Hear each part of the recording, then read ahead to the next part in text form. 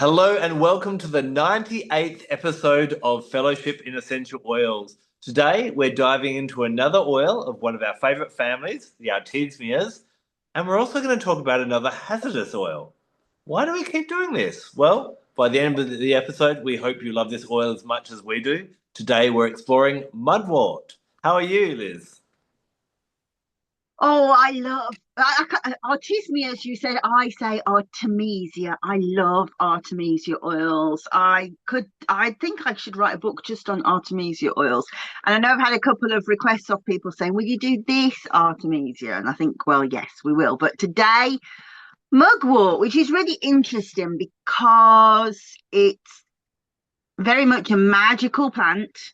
It's always cited in magical practice, but you hardly ever read anything about the essential oil. The essential oil is available. When I qualified back when dinosaurs roamed the earth, we were told this is a hazardous oil. But if you look it up in Tisserand and Young, maximum dilution is 2%. So not that low. So the key to this is to understand, well, why was it classed as hazardous, and why do we need to be careful with it? And yeah, we do need to be careful with it, but it is a really lovely plant and a lovely oil. So I'm looking forward to this. Yeah. So first of all, I'm going to be honest with you. Although I love my Artemisias, I think every other one we've talked about, I've got in my collection, but this one I don't have in my collection. How would you describe its aroma? Well, so it's very, very closely related to wormwood, which we've talked about in the past. And wormwood's got a very bitter smell to it. The chemistry is really quite similar between the two, but mugwort is a much softer, kind of powderier, not quite floral. It is still herbaceous, but softer, and it is quite a nice sweet smell.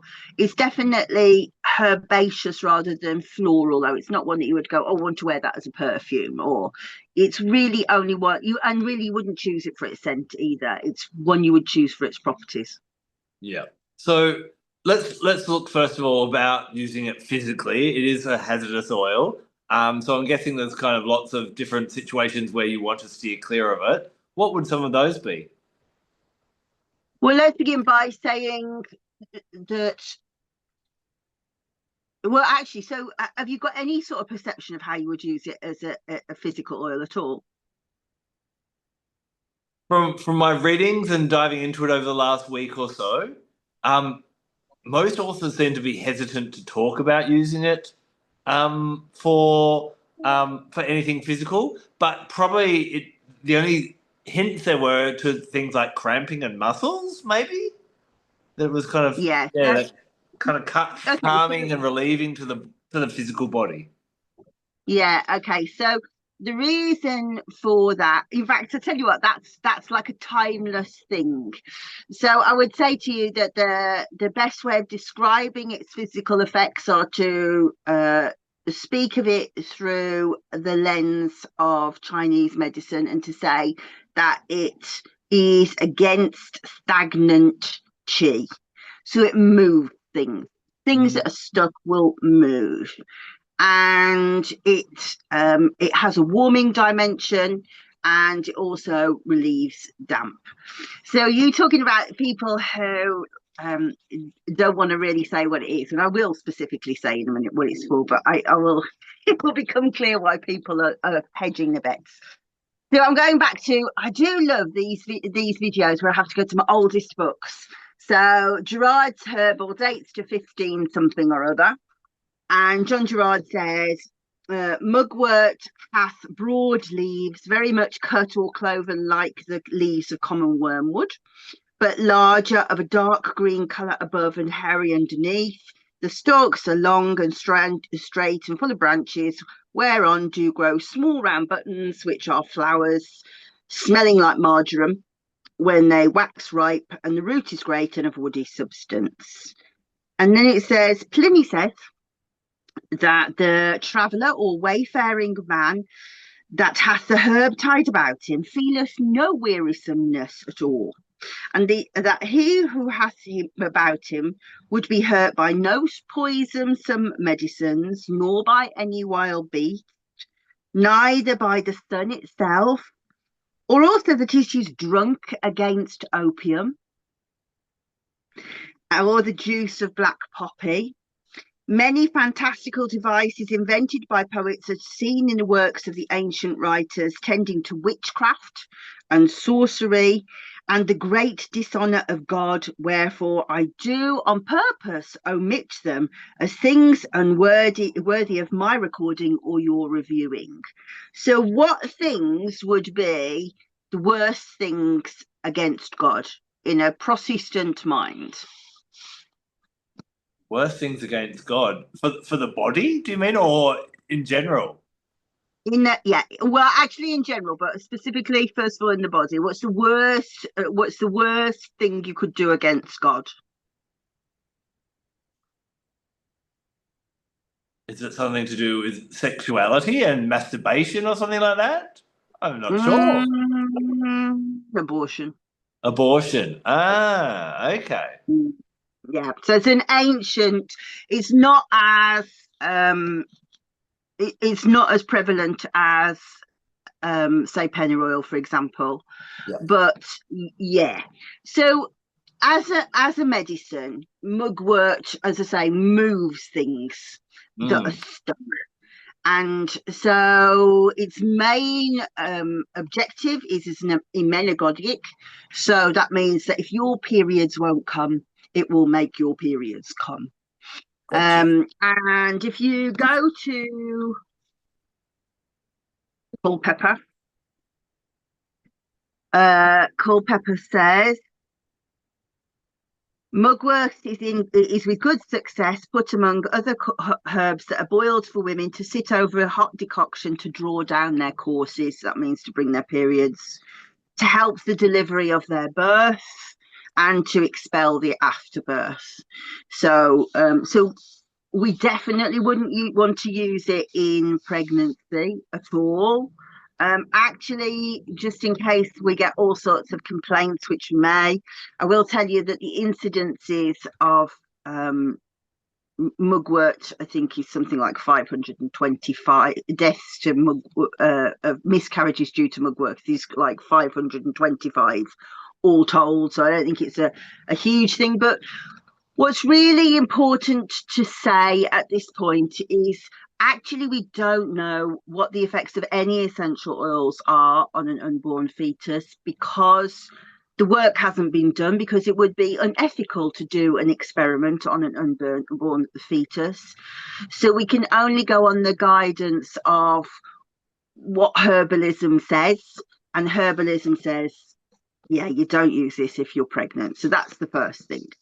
So yeah, so scanty periods, painful periods, periods that don't come, but also when somebody can't have a wee.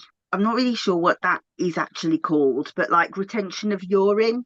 So again, this movement, this idea of like softening everything and moving it out. But when you're thinking about it, like from an energetic point of view, what it does is kind of breaks down things, softens things, and breaks down boundaries.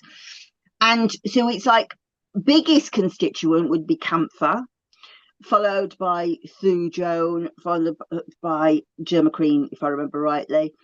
And you'll remember how I've talked before about Malte Hozzel, who's the man that owns Oshadhi, talks about how thujone is the disincarnator, that it softens things, it breaks things down, it moves things out of their incarnation. So thujone and ketones, the group that it belongs to, are very good for breaking down like catarrh or phlegm or scar tissue. But again, in this situation, you can always find a better oil, a safer oil to use. Thujone also has difficulties in terms of being a neurotoxin.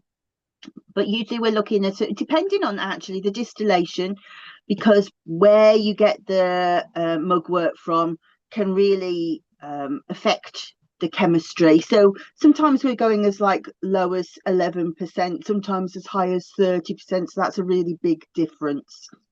But thujone can be a neurotoxin. It can make you suffer delusions, hallucinations, that kind of thing, especially if you have those kind of like maybe schizophrenia, paranoia, psychosis already. You would definitely want to stay away from this oil. Yeah. So kind of trying to summarize in my black and white mind, would it be a good oil for the birthing process and also for women that for some reason they were finding that their periods just weren't coming? Would those be So times you'd use it? I And yeah, like the so, urination. Listening to you talk, those are um, the three things. yeah. So traditionally, yes, it would be used if the contractions were taking ages and ages to come. Mm-hmm. But labor was already in full flow. I would definitely say that now we would say no, you don't use the essential oil in pregnancy at all.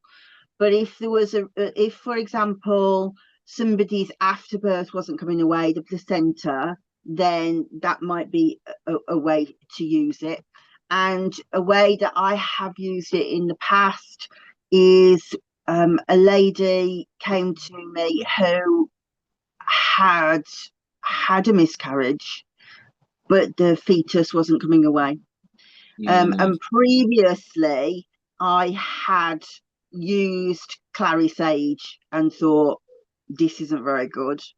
And so when somebody else came to me, I had done quite a lot more research and like discounted clary sage and used mugwort in a tiny dilution, 0.25% with some and that was better. But really, this isn't an oil that you would buy for physical medicine. Really, we're only looking at it from a physical point of view to kind of go to remember that essential oils don't have side effects; they have many main effects. And so, if you're using it, these are the other things that you should be thinking of. It's not an oil that I would recommend that you would go and buy if you've got like scanty periods, for example. Myrrh would do better. But what you would want to use mugwort for is dreams, Yeah. divination, that kind of thing. And actually, that's the other thing that Gerard is alluding to. People who are doing divination, that it was used to at midsummer to keep away from the ghosts and ghouls and spirits, and he's saying, that's pagan stuff, we don't get involved in that. So this is really like, this is a magical herb, it's not a medicinal herb. I guess like I always like to kind of carry physical onto the spiritual, and I guess this is in a way, although it seems a bit savage to the body, to what it could do to the body, I think it is quite gentle, but it's almost as though it brings an energy physically and holistically of gentleness in letting go and just almost surrendering, which can be a little bit dangerous, but also it seems to be a little bit protective and give you that sense that you can actually feel safe to let go in a spiritual context and, allow yourself to drift off to those dreams. Or there's been people talk about using it for astral travel or mediumship and all that kind of thing. And just that lets go of the fear, doesn't it?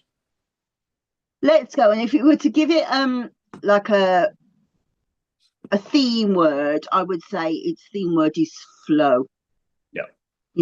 You don't want a fetus to flow out, but you might want it to flow out at labor. You might want, and you do want the afterbirth to flow out. You do want urine to flow.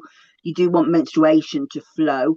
And in the same way, you do want intuition to flow. You do want dreams to flow. And so you're breaking down, so you're disincarnating. It's the best description I've ever come across that Malte Hozzel says. You don't want concrete reality. You want things to soften and to flow.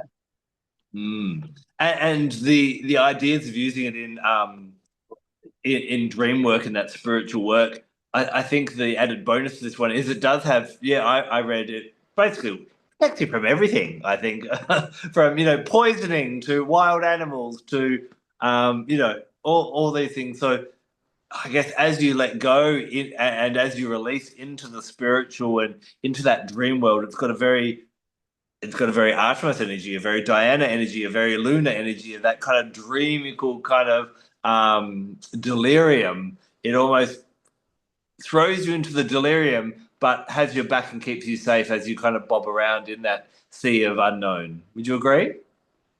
Yeah, I do. And the sea of unknown takes me to exactly what I was going to say. I think that when you're doing this kind of work, what's really important is to think before you do it from a safety point of view, but also think about what is it I'm trying to achieve and be really clear on what your objective is before you do the work.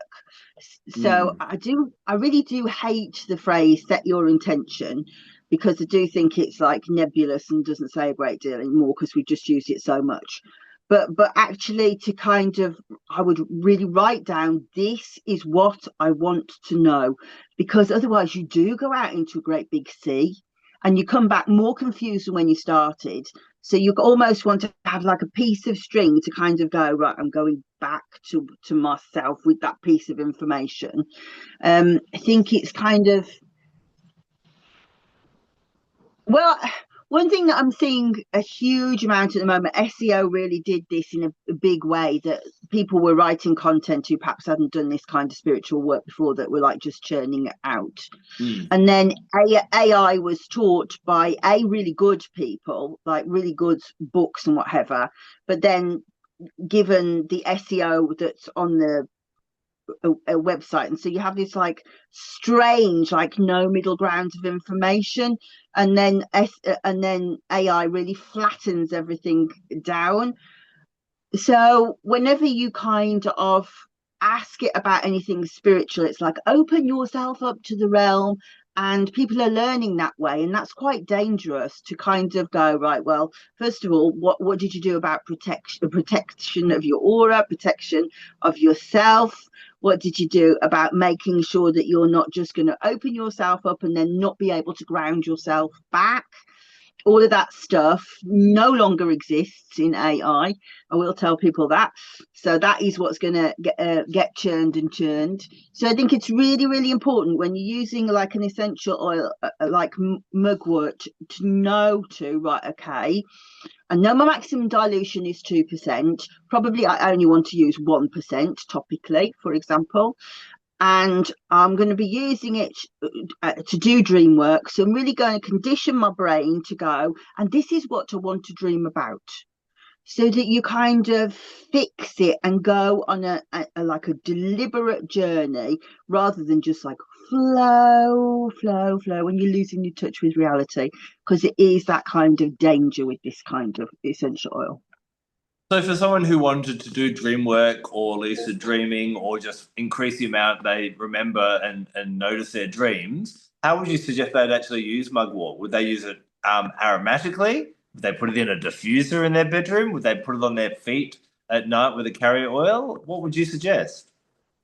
You know what I'd suggest? Take a Have a bath in bath with it. Have a bath with it. Yeah.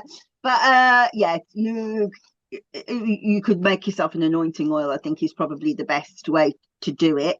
And I mean, I think everybody's very different. You really go for anointing on your feet. That does absolutely nothing for me whatsoever. And in the same way, you just go, oh, a flipping bath. You find your own way forward. But I think with dreaming work, it's really helpful to anoint the brow chakra, because that's what you want to happen. Also, on the back of your neck, if you kind of fiddle with the back of your neck, you'll feel it as like almost like a cave at the top of your bottom of your skull, top of your spine. That is where the top of the spinal cord is, in the basal ganglion. So putting it there, really fast access into the brain. You could also put it here on the pulse points, because look at the blue. Obviously, I've got blue blood because I'm British and royal, but this is like This is, you know, the blood supply is really, really close to the surface, so it's really fast into the blood system. So again, you know, you only need small dilutions, like I say, 1% dilution, but just strategic anointing and a nice little bath. And but really importantly, write it down what you want to achieve, and when you wake up, don't even get out of bed. If you can manage not to have a wee, don't even get out of bed. Start writing straight away while you're in the half dream world. Because as soon as you get out into like the normal stuff of coming downstairs, making a drink, most of it will go because it doesn't belong in this world. Yeah. Now, we often talk about planets and chakras, but I'm going to throw you a curly one today. Zodiac sign, is it a Piscean kind of oil, would you say? Because it's kind of Well, dreamy aspect? how very dare you to give me something like that? I don't know. Yeah, I don't know. I don't know the answer to that, but I can tell you what Culpepper says, and then you can translate what it means back to me. Okay. He says, this is a herb of Venus, therefore maintaineth the parts of the body she rules, so womb, breasts, etc. Remedies the diseases of the parts that are under her signs Taurus and Libra. Any thoughts? Okay. So I get the Venus thing from that kind of very sensual manner and that type of way. Taurus is always a very interesting sign because Taurus has that aspect of being the stubborn bull and very rigid, but also very luxurious and likes the finer things in life. So I guess that maybe it would work well with the Taurian energy, someone who either had their sun in Taurus or a lot of their planets in Taurus when they're born. It could help them to bring in that good side of Taurus to not be too rigid and to surrender a little bit and to luxuriate in life. Because when a Taurus does become unbalanced, they can become really stubborn and rigid. From a Libran, interesting because Librans, you know, they are the sign of beauty and aesthetics from that aspect of Venus. But also, they one of their challenges is that they are very indecisive. So a bit too much mugwort for them, and they'll be, you know, like you said, you've got to be clear on your intentions. So I can see what he's getting at, but just because Venus rules those two signs, I don't know if that's the best. You know, Pisces is Well, ruled. so I think had you given me a head up you were going to ask that question, I could have looked up because I do remember that Taurus rules digestion. So this idea of how they like the luxury life, and so almost like cholesterol and gout and those things are associated with Taurus, if I remember. I don't remember at all what is associated with Libra, but I tell you what I'll do that work and I'll put it in the description Okay, so people can refer to below. sounds Yeah. good. Yeah, I guess you know if we want to go round a merry-go-round, the higher octave planet of Venus is Neptune, and Neptune rules Pisces, so that's where you get that more flowy, free energy. But as a planet, if we go back to planets, it's really a moon planet, is a moon essential oil, isn't it? Yeah, I would say Moon and Neptune. Yeah. Yeah, because of that freedom that it brings and that surrender and letting go and allowing things to flow. Um, I'm going to have to disagree with Culpepper and say sorry, you're wrong. I think it's Moon and maybe Neptune. Yeah, so bear in mind that Neptune hadn't been discovered by the time he wrote that. Okay, I'll give you credit for that then, I guess. Yeah, true, true, Mm, true. So for you, you were talking yeah. about the brow chakra before. Is that where you'd kind of place it as a, best chakra for this oil? Oh, but don't forget also sacral chakra. Remember the water, the menstruation, abortifacient. Yeah. To kind of loop back around to the physical, would it help with lymphatics and water retention at all, or not really? Is it more? Yes, Yes. yes, actually, I should have said that very much so. But again, you would be better going cypress Mm. or fennel or juniper. It's not an oil to play with physically, really. Yeah, no, it's like for the birthing, I'd go clary sage. For the lymphatics, I would go either cypress or maybe laurel. For urination, I'd go juniper. So it is mugwort one where you kind of go, okay, we need to smash the glass for an emergency type of thing. Is it like it's not working? We need to amp it up a little bit, or just don't Well, bother? I think that it's worth bearing in mind that it used to be on the hazardous oils list. Yeah, yeah. So when I was qualified, you were told, no, don't touch that one. But of course, I won't be told. But so now it's just not one that you would use. Yeah. And bear in mind, I think it's really important to state that anything that's written, I can't remember ever seeing anything outside of Tisserand and Young where, but I didn't look for it that hard, to be honest, but where people have actually written about the essential oil. So the essential oil may not be exactly the same as the herbal medicine. So it hasn't been explored. So therefore, I would say it's not really one to play with unless you're very good at what you do. And I am very good at what I do. And I can only say that I've done it 2 or 3 times in real dire situations. Yeah. Mm-hmm. Now, one other thing that came up in a few people in working with it, obviously when we think of the full moon, we get outside and lots of people love to grab their crystals. Some people take all their crystals out, and if they've watched my YouTube channel on crystals, you'll know that you don't need to take them all out, but you take them out to cleanse, to kind of rebalance that energy.